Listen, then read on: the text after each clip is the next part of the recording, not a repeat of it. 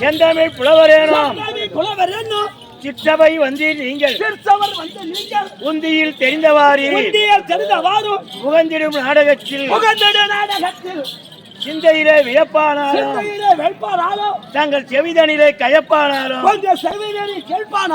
ஒரு நிந்த சொல் கூறிடாமல் நின்மனம் பொறுத்தே சபா வணக்கம். செந்தமிழ் புலவர்னா யாரு? நீ புலவரா இல்ல நான் புலவரா? அத அடிக்கிறாங்களா பாடுறாங்களா அவங்க எல்லாம் புலவரா? அவங்க எல்லாம் கிடையாது. அந்த நாளையில வீட்டுக்கு வீடு ராமாயணம்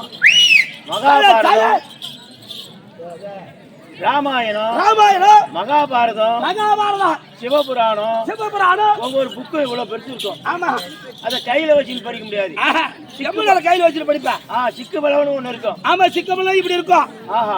அதுல வந்து ராந்திர கொளுத்தி வச்சுட்டு அவங்க ராத்திரி பூரா படிச்சுட்டு இருப்பாங்க. அவங்கதான் செந்தமிழ் புலவர் பேர். அவருக்கு தான் செந்தமிழ் புலவர் என்று பெயர். அந்த செந்தமிழ் புலவரேனும் சிற்றவை வந்து நீங்கள் உந்தியில் தெரிந்தவாறு எங்கள் உந்தியில் தெரிந்தவாறும் உந்தினா என்ன? தொப்புள் கொடிக்குதா? ஆமா, அதுக்கு பெயர் தான் உந்தியில் சொல்வார். இந்த வார்த்தையெல்லாம் கணித்தா வெளியே வருது. ஆமா, இதெல்லாம் இருக்கட்டும். பெருமா போயிடானே இதுக்கு பாரி கட்டுறோம்.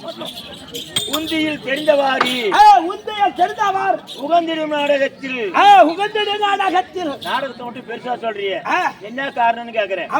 ஆயக்கலை 64 கலை 64 கலையிலே முதல் கலையாக வாய்க்க முடியாத தெருக்கூத்து.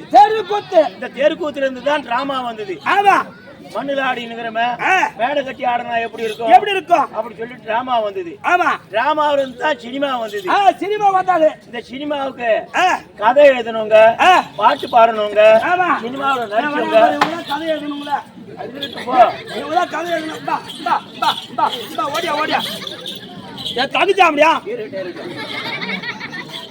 அப்ப அவங்க எல்லாம் அரசியல் எப்படி ஆடுறா என்ன பார்த்துட்டு வந்துக்கிறான்.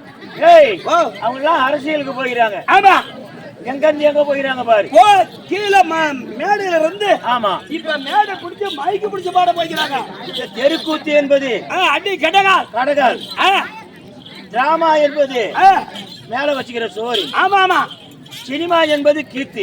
மேல கட்டிக்கிற கீத்து. ஆமா, காத்து அடிச்சா கீத்து பறந்து ஓடிடும். மழை பெஞ்சா செவரி கீழே விழுந்துடும். எம்மா வெள்ளம் போனாலும் ஆமா இந்த கடகால அசுக்கவே முடியாது.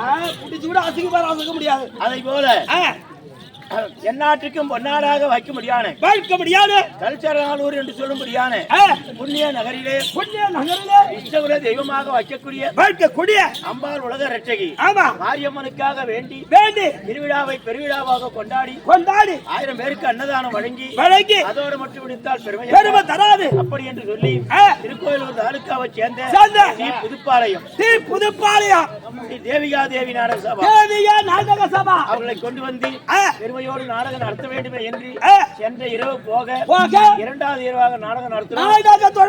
அப்படி நாடகத்தை துவக்க வேண்டுமானால் மாதா பிதா குரு தெய்வம் இவங்களை தாய் தந்தையாக நினைத்து இவருடைய ஆசீர்வாதம் பெற்று விநாயகப் பெருமானை வணங்கி நாட சொல்லவா. அதானே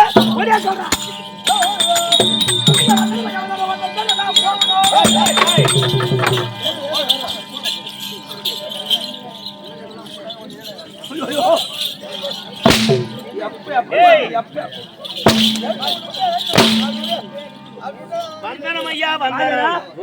எதுக்கு வளர்க்குறங்க? அது அடிக்குது தீரி போட்டு வளர்க்குறா.